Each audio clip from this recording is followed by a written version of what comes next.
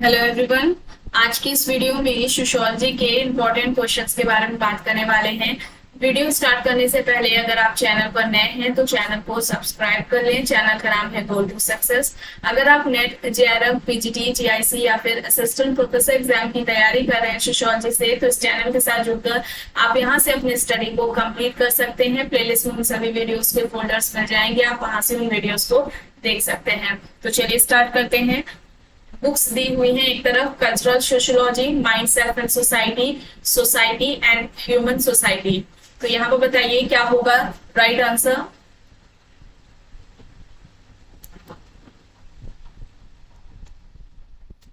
Cultural sociology किसकी है, mind self and society किसकी है, सोसाइटी किसकी है, ह्यूमन सोसाइटी किसकी है।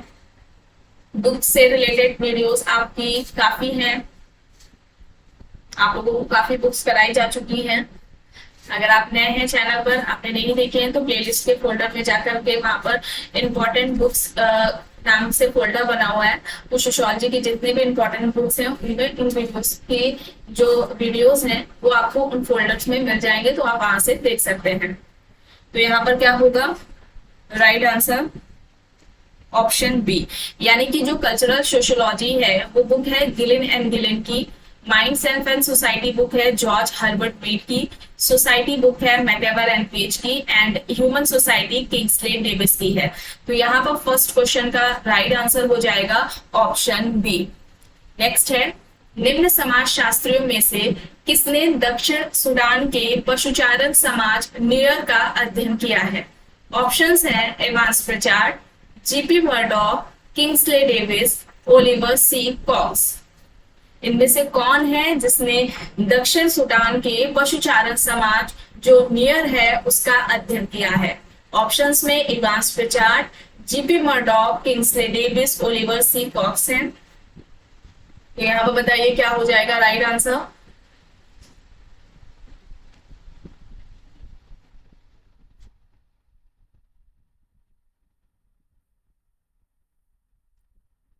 तो यहाँ पर क्या होगा एवांस प्रचार।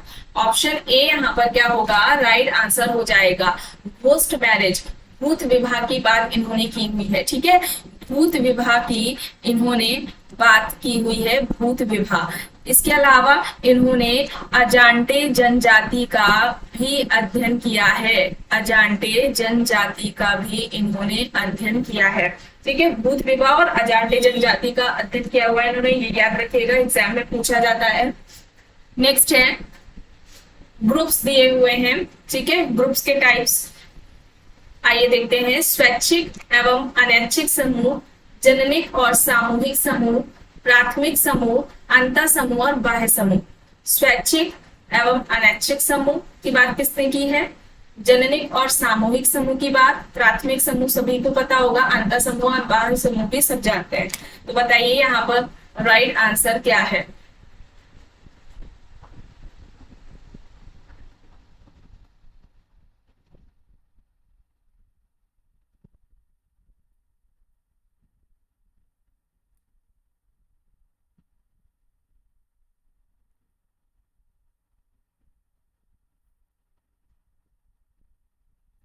ऑप्शन बी हो जाएगा।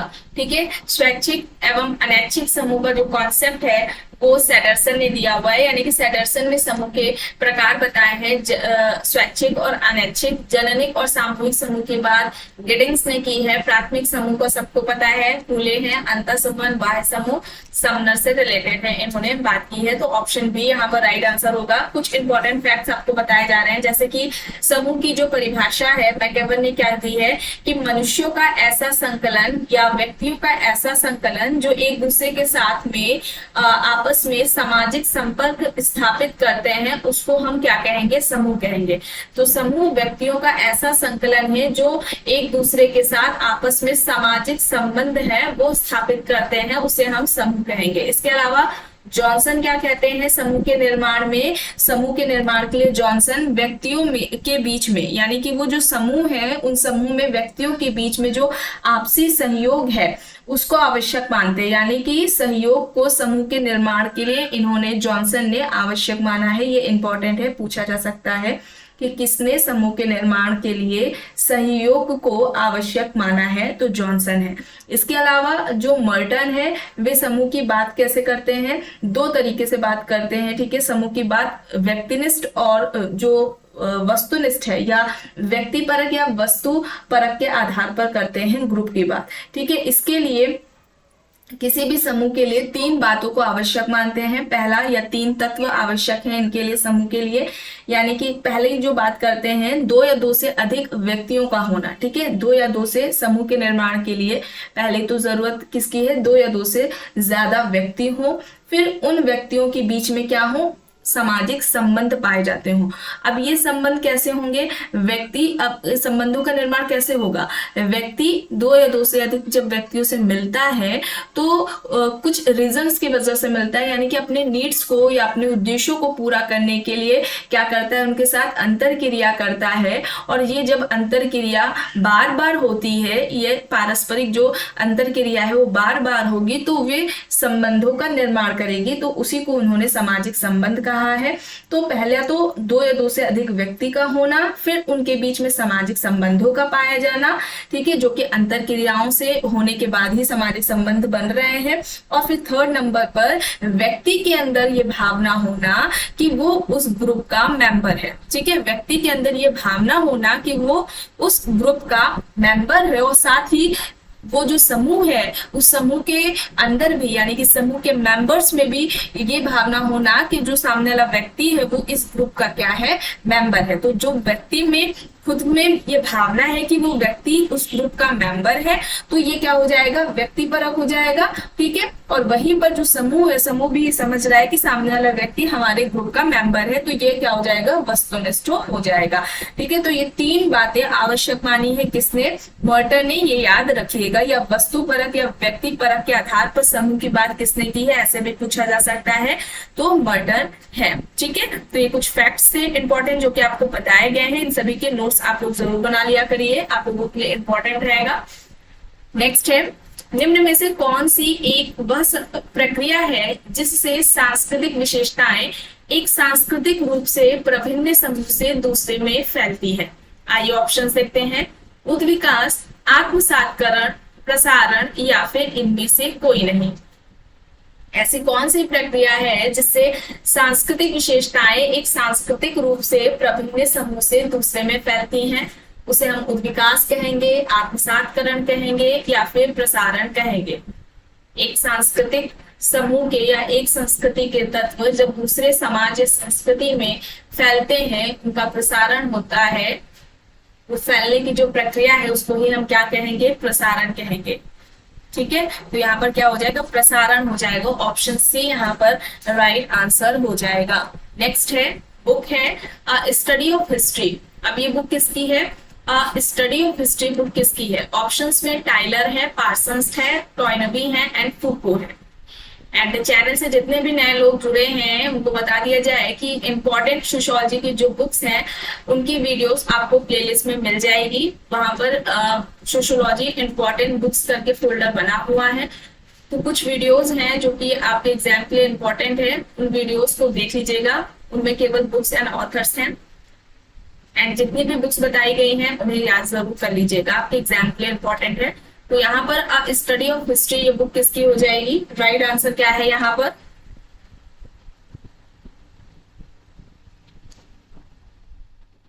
टॉयनबी, ठीक है। ऑप्शन सी यहाँ पर क्या हो जाएगा, राइट आंसर हो जाएगा। और टॉयनबी ने सामाजिक परिवर्तन का चक्रीय या सभ्यता का चक्रीय सिद्धांत दिया हुआ था और इन्होंने 21 सभ्यता का, ठीक है,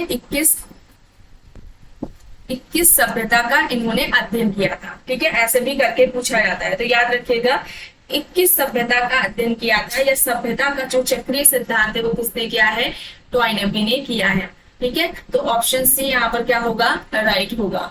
नेक्स्ट है, किसने भारतीय ग्रामीण समुदाय के बारे में कहा है कि ग्रामीण समुदाय छोटे छोटे गणराज्य हैं। इंपॉर्टेंट है, ये आपके नेट के एग्जाम में भी पूछा जा चुका है कई बार।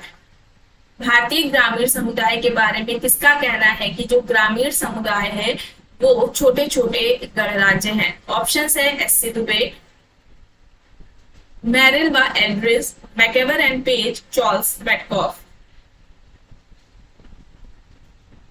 तो यहां पर क्या होगा right answer? Charles Metcalfe. Option D यहां पर क्या होगा राइट आंसर हो जाएगा।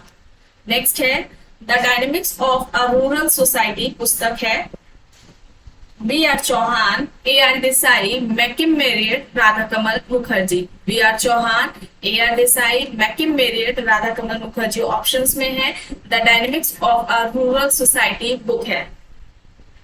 बताइए यहाँ पर क्या होगा राइट आंसर? किसकी है book?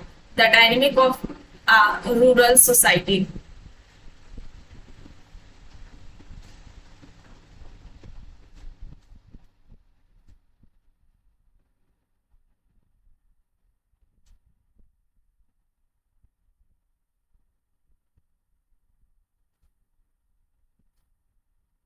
Radha Kamal Mukherjee.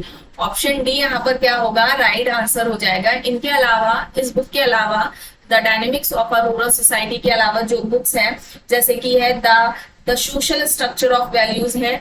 The social structure of values ये याद रखिएगा राधा कमल मुखर्जी की है। इसके अलावा the dimensions of values, the dimensions of values है। नेक्स्ट जो बुक है the culture and art of India, the culture and art of India है राधा कमल मुखर्जी की। नेक्स्ट जो इनकी बुक है history of Indian civilization, history of Indian civilization. Next जो book है man and his habitation, study in social ecology. फिर से सुनिए, man and his habitation, study in social ecology. तो ये बुक्स किसकी हो जाएंगे? सभी बुक्स राधा कमल मुखर्जी की हैं जो कि इंपॉर्टेंट है, तो इन्हें भी आपको ध्यान में रखना है। तो ऑप्शन डी यहाँ पर राइट है। नेक्स्ट है भारतीय गांव लघु समुदाय है, यह तर्क दिया है। आइए ऑप्शंस देखते हैं। Charles Metcalfe, D N Majumdar, Robert Redfield, McKim Marriott. भारतीय गांव को लघु समुदाय किसका कहना है? किसने माना है भारतीय गांव को लघु समुदाय? Charles Metcalfe, D N Majumdar, Robert Redfield, McKim Marriott options में है। तो क्या होगा यहाँ पर राइट आंसर?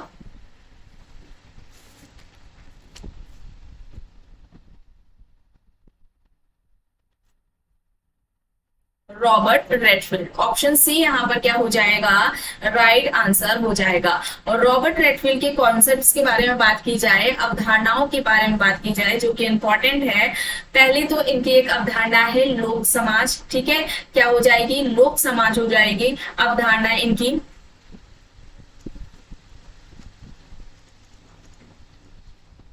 ठीक है, लोक समाज है। इसके अलावा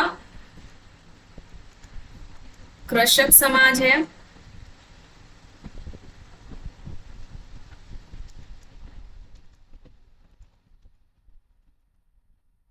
लघु व दीर्घ परंपरा की बात की हुई है, ये कॉन्सेप्ट है इनका।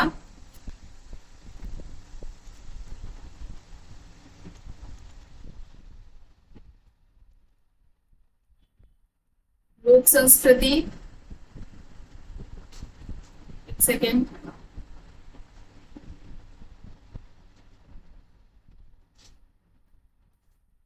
और एक कॉन्सेप्ट है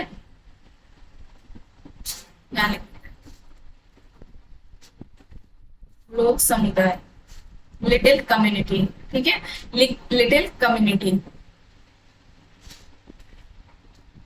तो ये सारे जो कॉन्सेप्ट्स हैं वो किसके हैं? रॉबर्ट रेडफील्ड के हैं। लोक समाज, कृषक समाज, लघु व दीर्घ परंपरा, लोक संस्कृति और लोक समुदाय, ये सारे जो कॉन्सेप्ट्स हैं वो रॉबर्ट रेडफील्ड के हैं।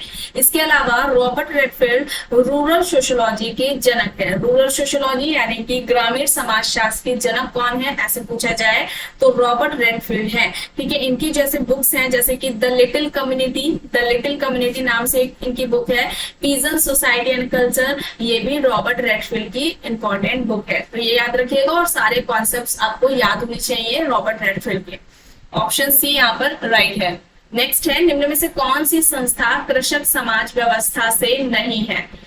इनमें से कौन सी संस्था है जो कि कृषक समाज व्यवस्था से जुड़ी हुई नहीं है? ऑप्शंस में है जाति, संयुक्त परिवार, तृतीयक उद्योग, कुटीर उद्योग। तो क्या होगा यहाँ पर राइट आंसर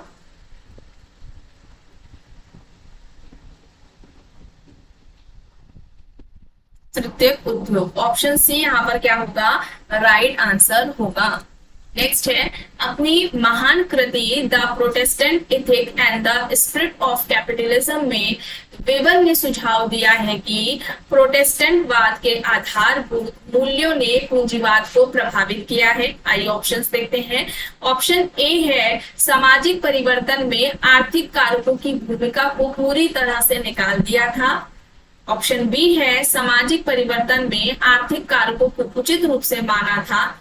ऑप्शन सी है, आर्थिक कारकों को उचित मान्यता देते हुए भी गैर आर्थिक कारणों को प्राथमिकता प्रदान की। एंड डी है, नौकरशाही की भूमिका का समर्थन किया था। तो यहाँ पर क्या होगा राइट आंसर?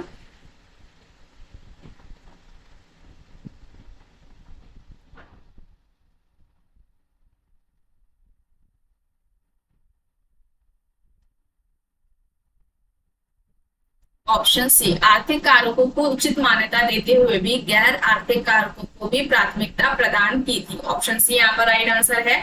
इनकी जो बुक है the Protestant ethic and the spirit of capitalism, इस बुक के अलावा the religion of China, the religion of China, next जो बुक है द रिलीजन ऑफ इंडिया है, नेक्स्ट जो बुक है economy and society, economy and society है, next book का नाम है द सिटी, मैक्स वेबर की भी बुक का नाम द सिटी है, द सिटी रॉबर्ट पार्क की भी बुक का नाम है, तो ये याद रखिएगा। इसके अलावा जो बुक है the theory of social and economic organization, the theory of social and economic organization ये हो जाएगी। नेक्स्ट जो बुक है the methodology of social sciences, the methodology of social sciences, तो ये कुछ वेबर की इंपॉर्टेंट बुक्स हैं, इन्हें आपको ध्यान में रखना है। ऑप्शन सी यहाँ पर क्या होगा, राइट आंसर होगा। नेक्स्ट है, निम्न में से किसने सापेक्ष वंचना की अवधारणा को प्रयुक्त किया है?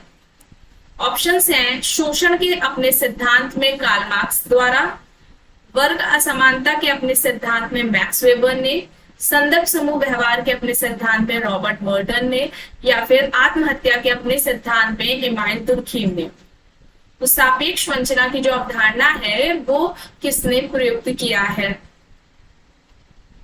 बताइए यहाँ पर क्या होगा राइट आंसर?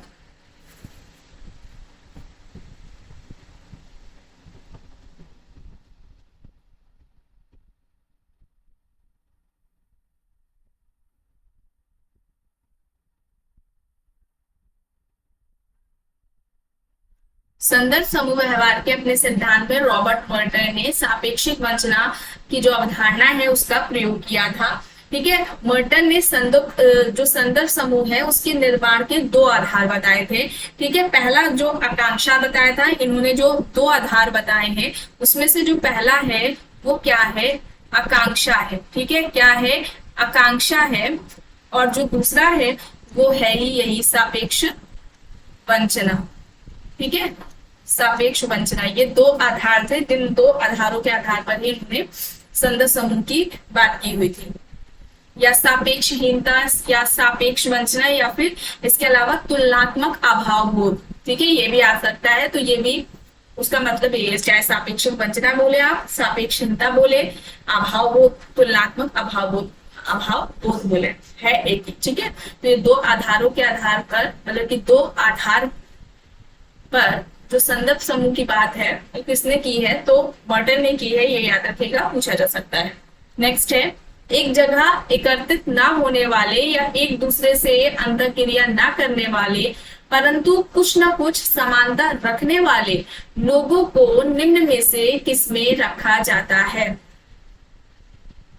एक जगह एकत्रित नहीं है, एक दूसरे से अंतःक्रिया नहीं कर रहे हैं, लेकिन कुछ ना कुछ समानता है इनमें, इनको इनमें से किस में रखा जाएगा, किस समूह में रखा जाएगा? ऑप्शंस हैं, सामाजिक समूह, गौण समूह, प्राथमिक समूह, या फिर सामाजिक श्रेणी। क्या होगा यहाँ पर बताइए?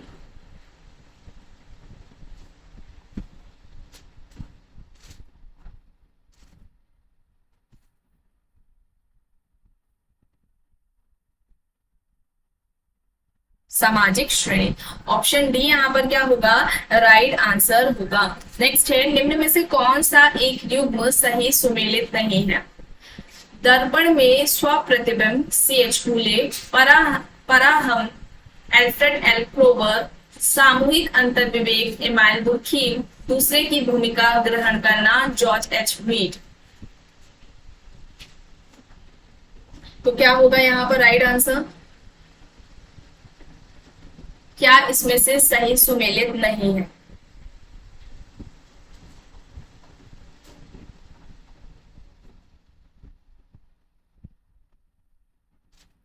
पराहम जो एल्फ्रेड एल क्रोबर है वो नहीं होंगे, यहाँ पर कौन होंगे, फ्रायड होंगे।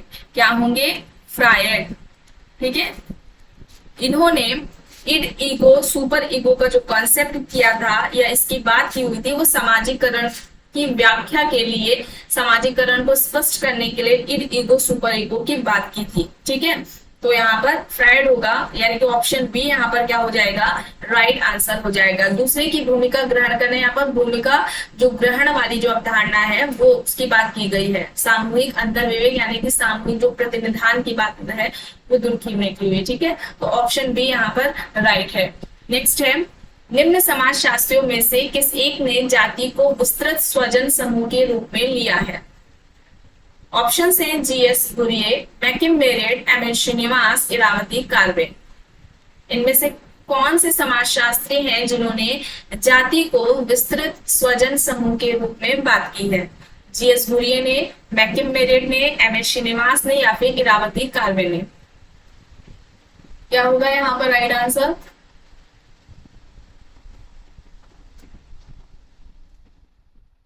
इरावती कार्वे। ऑप्शन डी यहाँ पर क्या होगा, राइट आंसर हो जाएगा। ठीक है, इरावती कार्वे होगा यहाँ पर राइट आंसर। और इरावती कार्वे ने नातेदारी का अध्ययन करने के लिए भारत को 4 क्षेत्रों में विभाजित किया था। ऐसे भी करके पूछा जाता है। जाति को विस्तारित नातेदारी समूह या विस्तारित परिवार कहा है। ठीक है, विस्तारित नातेदारी या फिर विस्तारित परिवार कहा है। Hindu kinship organization in India इनकी एक बुक है, Hindu kinship organization in India. इसके अलावा हिंदू सोसाइटी, ठीक है, हिंदू सोसाइटी ये एक बुक है इनकी। और इरावती कार्वे जो कास्ट सिस्टम है उसके 2 विशेषताएं बताते हैं। एक तो अंतर्विवाह, ठीक है, पहले क्या उन्होंने बताई, अंतर्विवाह, और जो दूसरी बताई है वो है परंपरागत व्यवसाय। परंपरागत जो नौकरी है, पेशा है, व्यवसाय है, उसको, और अंतर्विवाह को, जाति व्यवस्था की ये 2 मुख्य विशेषता ये बताते हैं। तो ऑप्शन डी यहाँ पर राइट है। नेक्स्ट है, किसका तर्क है कि प्रभावी जाति नहीं होती, प्रभावी व्यक्ति होते हैं? ऑप्शन है M N Srinivas, S C Dube, Merton, Yogendra Singh. बताइए, प्रभावी जाति नहीं होती, प्रभावी व्यक्ति होते हैं, किसका तर्क है? M N Srinivas, S C Dube, Merton, Yogendra Singh options में है।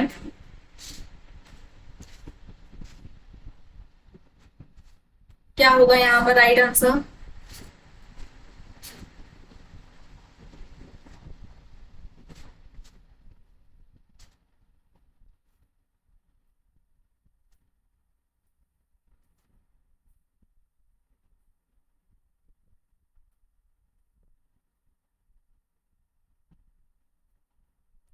यहाँ पर क्या होगा,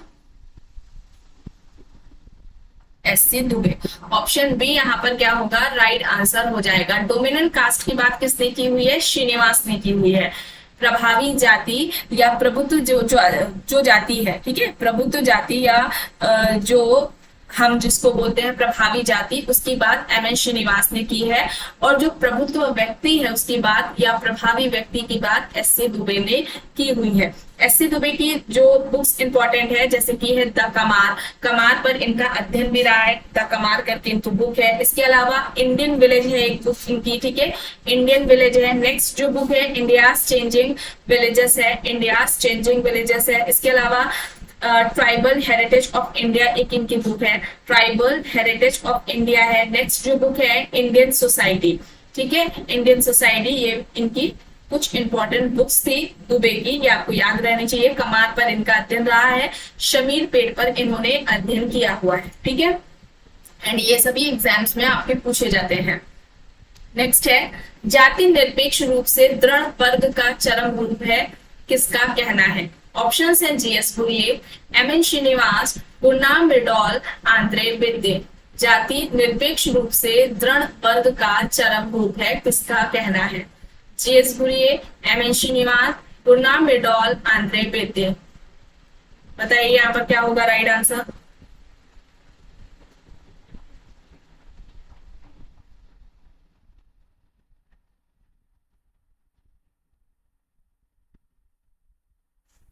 गुरनाम बिरडॉल। ऑप्शन सी यहाँ पर क्या हो जाएगा? राइट आंसर हो जाएगा। नेक्स्ट है, सहयोग, प्रतिस्पर्धा एवं द्वंद्व सामाजिक अंतरक्रिया के समान प्रारूप हैं, जिसका समाजशास्त्रियों ने नामकरण किया है। प्रकार्यात्मक पूर्वापेक्षा, सामाजिक संस्था, सामाजिक नियंत्रण या फिर सामाजिक प्रक्रिया। इंपॉर्टेंट है, सहयोग, प्रतिस्पर्धा एवं द्वंद्व सामाजिक अंतरक्रिया के ये सभी समान प्रारूप हैं, जिसका समाजशास्त्रियों ने नामकरण किया है। इनमें से वो क्या है?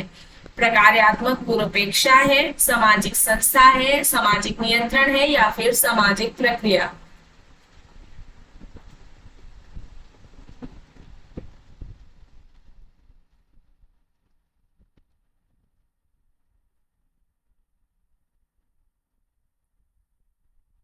बताइए यहाँ पर क्या होगा? सामाजिक प्रक्रिया। ऑप्शन डी यहाँ पर क्या होगा? राइट आंसर हो जाएगा। देखिए, गिलिन एंड गिलिन ने आपको जैसे पहले भी बताया जा चुका है, गिलिन एंड गिलिन ने 3 तरह की सामाजिक प्रक्रियाओं की बात की थी। ठीक है, पहली क्या बताई थी इन्होंने? समान सामाजिक प्रक्रिया की बात की इन्होंने। और जो दूसरी इन्होंने बताई है वो सहयोगी बताई, सहयोगी सामाजिक प्रक्रिया। एंड जो थर्ड नंबर की बात करते हैं वो असहयोगी की बात करते हैं। ठीक है,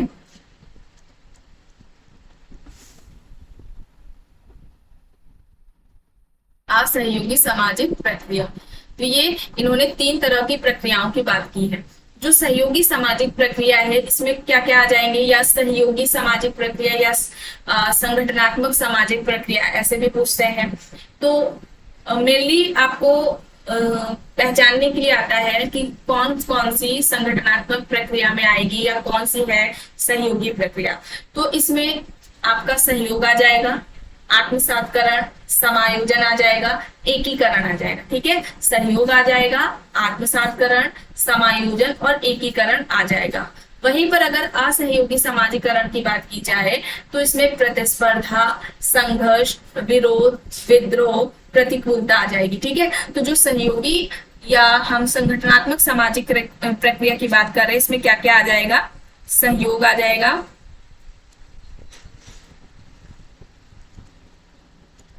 ठीक है, सहयोग आ जाएगा, ये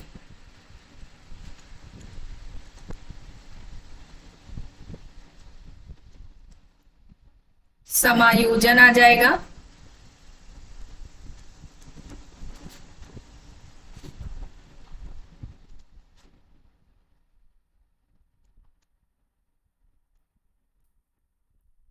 आत्मसातकरण आ जाएगा।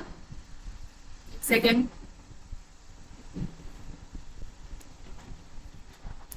संयोग, समायोजन, आत्मसातकरण और आएगा एकीकरण।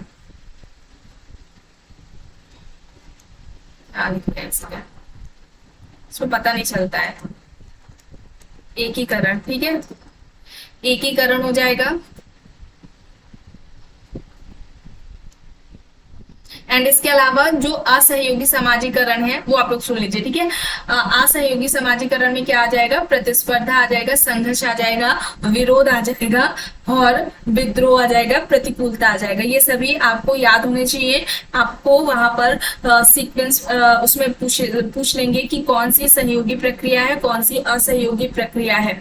ठीक है, तो ये आपको याद होनी चाहिए सभी। और ये सभी गिलिन एंड गिलिन ने बताए हैं, 3 प्रकार बताए हैं सामाजिक प्रक्रिया के। ठीक है, तो ऑप्शन डी यहाँ पर राइट होगा। नेक्स्ट है, लघु समुदाय की अवधारणा का भारतीय ग्रामीण समाज के अध्ययन में उपयोग एवं परीक्षण किसने किया है? ऑप्शंस है S C Dubey, M N Srinivas, B R Chauhan, Yogesh Atal. लघु समुदाय की अवधारणा का भारतीय ग्रामीण समाज के अध्ययन में उपयोग और उसका जो परीक्षण है वो किसने किया है? एस सी दुबे ने, एम एन श्रीनिवास ने, बी आर चौहान ने या फिर योगेश अटल ने? इंपॉर्टेंट क्वेश्चन है।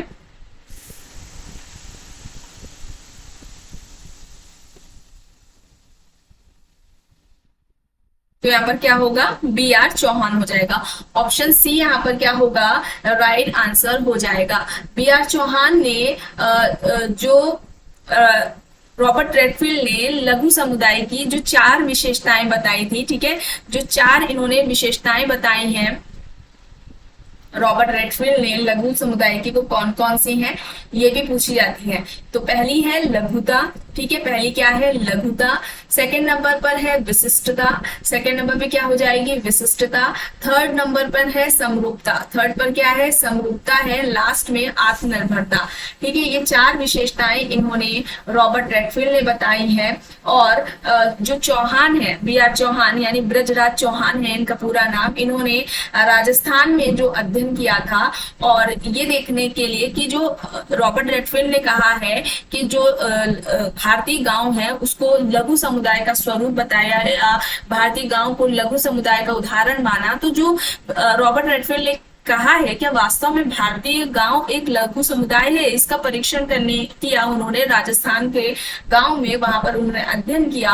और बी आर चौहान क्या देखते हैं कि जो रॉबर्ट रेडफील्ड 4 विशेषताएं बताते हैं, लघुता, विशिष्टता, समरूपता, आत्मनिर्भरता, क्या वाकई में ये सभी जो लक्षण है या विशेषताएं हैं ये भारतीय गाँव में पाए जाते हैं, राजस्थान के गाँव में है? तो वहां पर उन्होंने 2 विशेषताओं का अभाव पाया, 2 विशेषताएं वहां पर नहीं पाई। एक थी समरूपता और जो दूसरी है वो है आत्मनिर्भरता, ये उन्हें वहां पर नहीं पाई। और इन्होंने फिर क्या कहा बी आर चौहान ने कि भारतीय गांव लघु समुदाय का स्वरूप नहीं है। रॉबर्ट रेडफील्ड का ये कहना गलत है, भारतीय जो गांव है वो लघु समुदाय का स्वरूप नहीं है, ठीक है। तो बी आर चौहान ने ये कहा है। पूछा जा सकता है, इनका मेनली अध्ययन पूछा जाता है कि कहाँ पर अध्ययन किया है, राजस्थान के सातरणी पर इनका अध्ययन रहा है, ठीक है। तो ये भी याद रखिएगा कि लघु समुदाय की अवधारणा का परीक्षण करने के लिए उन्होंने, यानी कि क्या वाकई में भारतीय गांव, जैसे कि रॉबर्ट रेडफील्ड कह रहे हैं कि भारतीय गांव लघु समुदाय का स्वरूप है, क्या वास्तव में भारतीय गांव लघु समुदाय है, लिटिल कम्युनिटी है? तो ये देखने के लिए उन्होंने राजस्थान पर वहां पर अध्ययन किया और जो 4 विशेषताएं लिटिल कम्युनिटी की बताते हैं रॉबर्ट रेडफील्ड, उनमें से 2 विशेषताएं वहां पर नहीं पाई। और उनका ये जो तर्क था रॉबर्ट रेडफील्ड का, उसका उन्होंने खंडन किया कि भारतीय जो गांव है, भारतीय जो गांव है, ठीक है, वो क्या है? लघु समुदाय का स्वरूप नहीं है, लघु समुदाय का उदाहरण नहीं है। तो ऑप्शन सी यहाँ पर राइट होगा। नेक्स्ट है, सेना में भर्ती होने पर सैनिक की भूमिका निभाना सीखना कहा जाता है? भूमिका पालन, भूमिका ग्रहण, भूमिका प्रत्याशा या फिर भूमिका सकुल? क्या होगा? सेना में भर्ती होने पर सैनिक की भूमिका निभाना सीखना इनमें से क्या कहलाएगा? भूमिका पालन, भूमिका ग्रहण, भूमिका प्रत्याशा या फिर भूमिका सकुल? क्या कहलाएगा?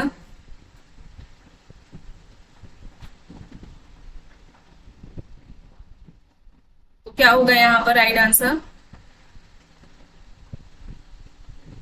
भूमिका ग्रहण। ऑप्शन बी यहाँ पर क्या होगा? राइट आंसर हो जाएगा। और ये जो कॉन्सेप्ट है वो किसका है? मीड का है, ठीक है, मीड का है, जॉर्ज हर्बर्ट मीड का ये कॉन्सेप्ट है।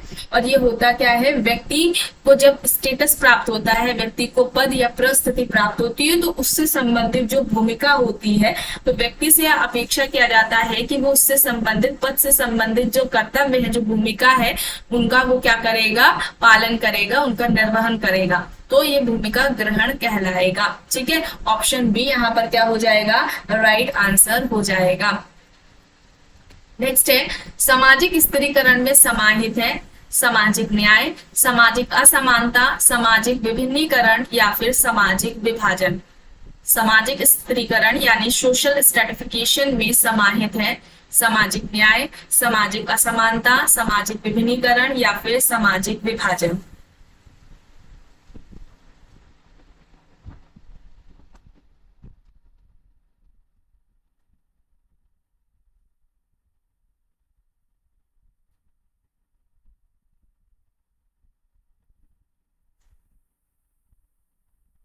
तो यहाँ पर क्या होगा राइट आंसर?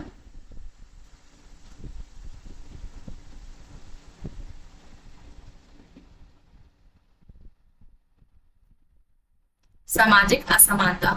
ऑप्शन बी यहाँ पर क्या हो जाएगा?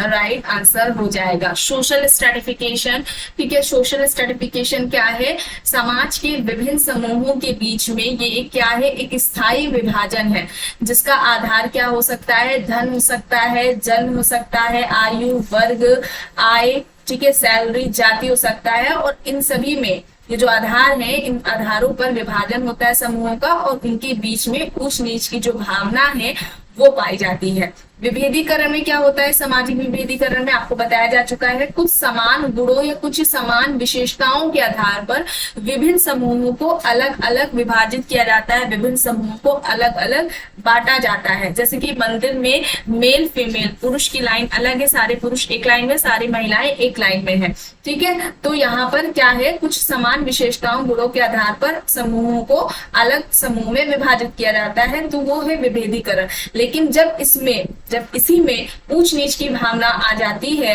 तो ये विभेदीकरण ही सामाजिक स्त्रीकरण कहलाता है। यानी कि मान लीजिए कि जो स्त्री पुरुष है, पुरुष का ये मानना कि स्त्री से वो बेहतर है, श्रेष्ठ है, शक्तिशाली है, तो यहाँ पर ऊंच नीच की भावना आ गई, तो ये स्ट्रैटिफिकेशन कहलाएगा, सामाजिक स्त्रीकरण कहलाएगा। तो सामाजिक स्त्रीकरण में क्या होती है? असमानता होती है, ऊंच नीच की भावना होती है, और ये एक सार्वभौमिक अवधारणा है, सार्वभौमिक प्रक्रिया है कि हर समाज में ये देखने को मिलता है। कोई ऐसा समाज नहीं है जहां पर सामाजिक स्त्रीकरण, सोशल स्ट्रेटिफिकेशन ना पाया जाता हो, ठीक है। तो ऑप्शन बी यहाँ पर राइट होगा। नेक्स्ट है, किसने कहा है कि अपराध एक सामान्य प्रघटना है? Lowell J Carr, David Abrahamsen, Albert K Cohen, Emile Durkheim. अपराध को एक समान प्रघटना इनमें से किसने माना है? लॉवेल जेकार ने, David Abrahamsen, Albert K Cohen, या फिर एमाइल दुर्खीम। तो क्या होगा यहाँ पर राइट आंसर?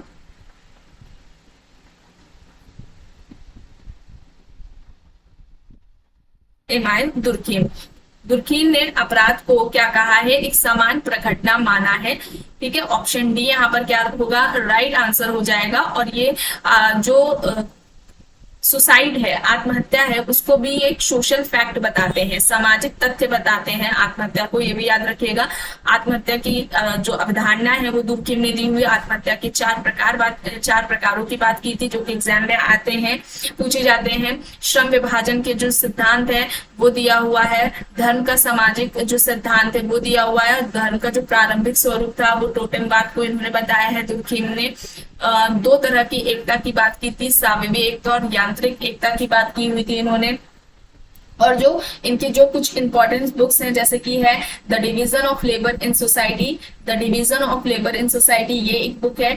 इसके अलावा नेक्स्ट जो बुक है the rules of sociological method, book का नाम क्या है? The rules of sociological method है। नेक्स्ट बुक है the elementary forms of religious life, the elementary forms of religious life, ये इनकी बुक है। नेक्स्ट जो बुक है education and sociology, education and sociology, ये एक बुक है। इसके अलावा एक बुक है सोशोलॉजी एंड फिलोसफी करके, सोशोलॉजी एंड फिलोसफी, ठीक है। तो ये सारी बुक्स किसकी हैं? दुर्खीम की हैं। इन सभी को आपको याद करना है। ऑप्शन डी यहाँ पर क्या होगा?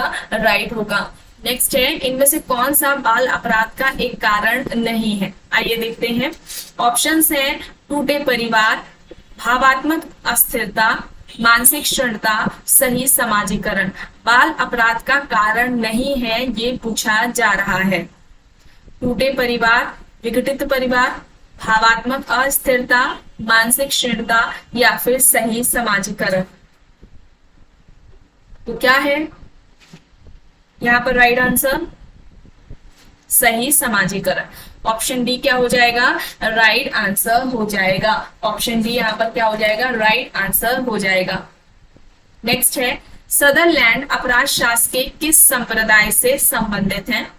इंपॉर्टेंट है, पूछा भी गया है ये कई बार। समाजशास्त्रीय संप्रदाय, मनोवैज्ञानिक संप्रदाय, प्रत्यक्षवादी संप्रदाय, या फिर समाजवादी संप्रदाय। बताइए। सदरलैंड अपराध शास्त्री किस संप्रदाय से संबंधित है? समाजशास्त्री संप्रदाय से, मनोवैज्ञानिक संप्रदाय से, प्रत्यक्षवादी संप्रदाय से, या फिर समाजवादी संप्रदाय से? तो क्या हो जाएगा यहाँ पर?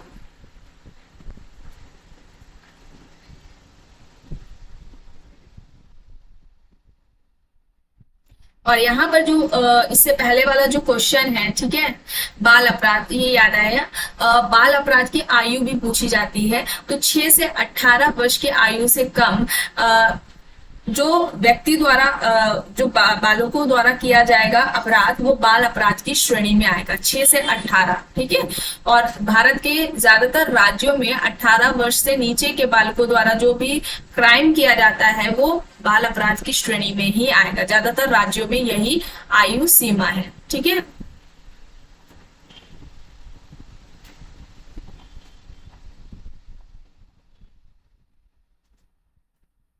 सदरलैंड अपराध शास्त्र किस संप्रदाय से संबंधित है? बताइए यहाँ पर क्या होगा?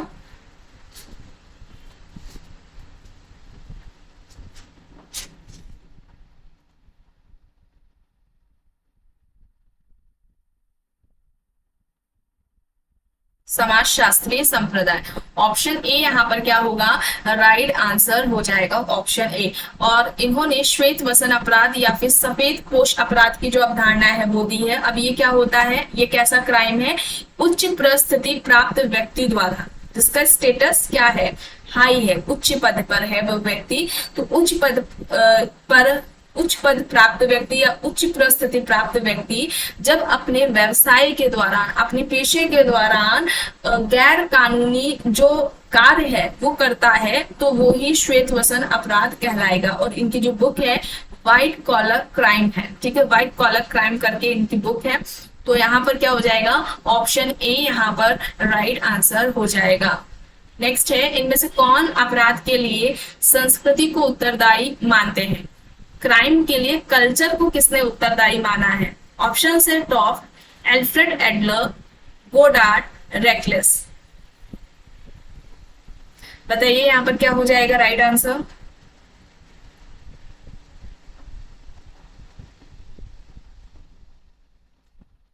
Adler, Goddard, Reckless, Taft options में है टॉफ्ट।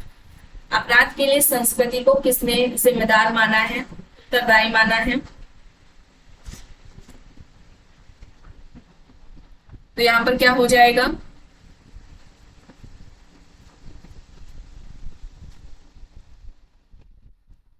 ऑप्शन ए यहाँ पर टॉप राइट आंसर हो जाएगा। ऑप्शन ए यहाँ पर क्या होगा?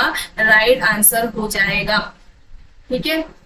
और ये क्या कहते हैं, जिस समाज में जो वहां का जो कल्चर है या समाज है वो प्रतिस्पर्धात्मक होगा, यानी कि वहां पर कंपटीशन होगा किसी स्टेटस को प्राप्त करने के, परिस्थिति स्टेटस या प्रतिष्ठा को प्राप्त करने के लिए क्या होगी, लोगों में आपस में कंपटीशन ज्यादा होगा।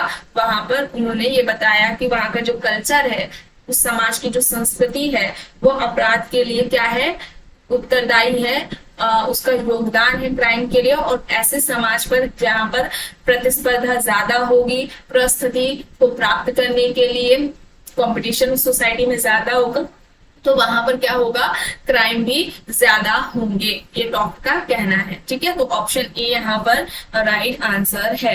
नेक्स्ट है, ह्यूमन सोसाइटी पुस्तक के लेखक है। ऑप्शन है Kingsley Davis, Ralph Linton, Holmes Spencer.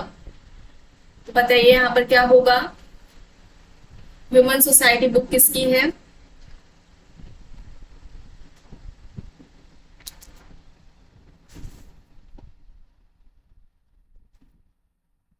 Kingsley Davis, Ralph Linton, Holmes Spencer options में है।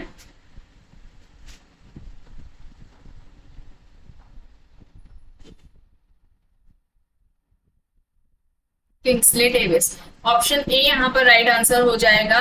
द्वितीयक समूह की अवधारणा इन्होंने दी थी। और डेविस ने प्राथमिक समूह के निर्माण के 3 तत्व बताए थे। एक था शारीरिक समीपता, लघु आकार और संबंधों की अवधि। शारीरिक समीपता, लघु आकार, संबंधों की अवधि, ये 3 तत्व थे प्राथमिक समूह के निर्माण के, जो कि डेविस ने बताए हैं। द्वितीयक समूह की अवधारणा भी इन्होंने दी है। प्राथमिक समूह की अवधारणा किसने दी है? फूले ने दी है। यहाँ पर ऑप्शन ए राइट है। नेक्स्ट है साधुस ऑफ इंडिया। अब ये पुस्तक किसकी है? ऑप्शन है D N. Majumdar, P V. Young, B D. Tripathi या फिर ड्यूमो। साधुस ऑफ इंडिया, बताइए यहाँ पर क्या होगा right answer? D N. Majumdar, P V. Young, B D. Tripathi, Dumont. Right, यहाँ पर क्या होगा आंसर?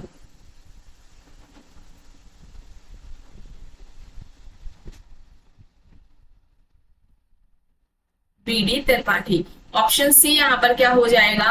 राइट आंसर हो जाएगा। नेक्स्ट है Asian drama and inquiry into the poverty of nation.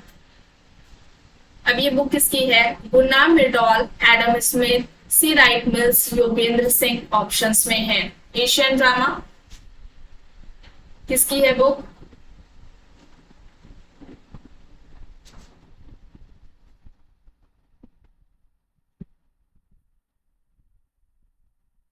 Gurnam Myrdal. Option A यहाँ पर क्या होगा? राइट आंसर हो जाएगा। नेक्स्ट है पीजन सोसाइटी एंड कल्चर। अब ये बुक किसकी है? ऑप्शन है Foster, Andre Beteille, Redfield, Louis Wirth. Foster, Andre Beteille, Redfield, Louis Wirth options में है। पीजन सोसाइटी एंड कल्चर ये किसकी बुक है?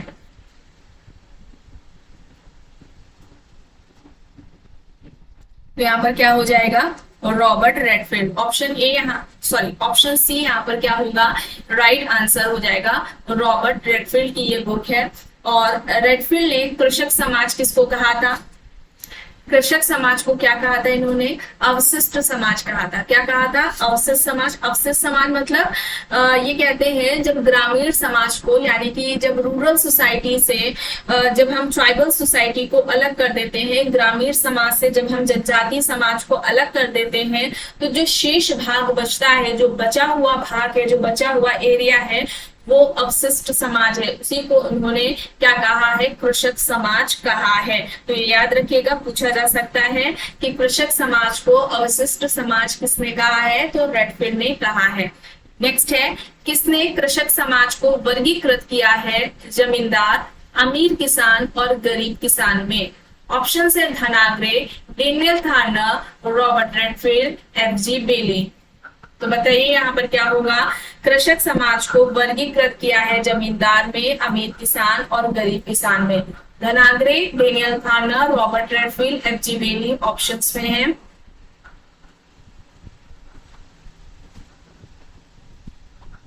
तो यहाँ पर क्या हो जाएगा? राइट आंसर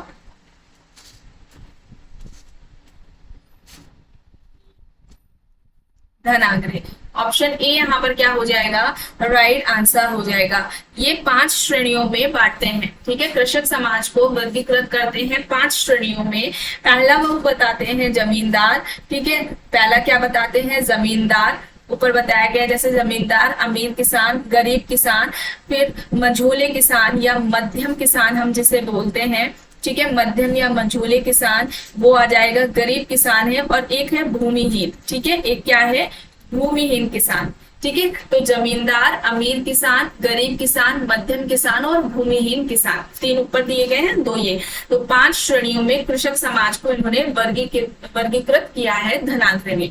नेक्स्ट है वर्गात्मक एवं विवरणात्मक नातेदारी की जो अवधारणा है वो किसने दी है? ऑप्शन है Morgan, Hutton, Rivers, D N. Madar.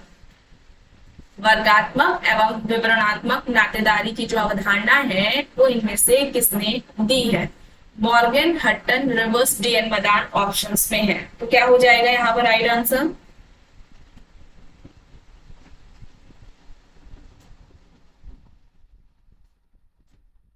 Morgan. Option A यहाँ पर राइट आंसर हो जाएगा। तो आज की वीडियो में बस इतना ही। आई होप ये आपको वीडियो पसंद आई होगी। अगर पसंद आई है तो प्लीज लाइक करिएगा, कमेंट करके जरूर बताइएगा। चैनल पर अगर आप नए हैं तो चैनल को भी जरूर सब्सक्राइब कर लीजिए एंड इस वीडियो को जितना हो सके ज्यादा से ज्यादा लोगों के साथ शेयर भी जरूर करिए। Thank you.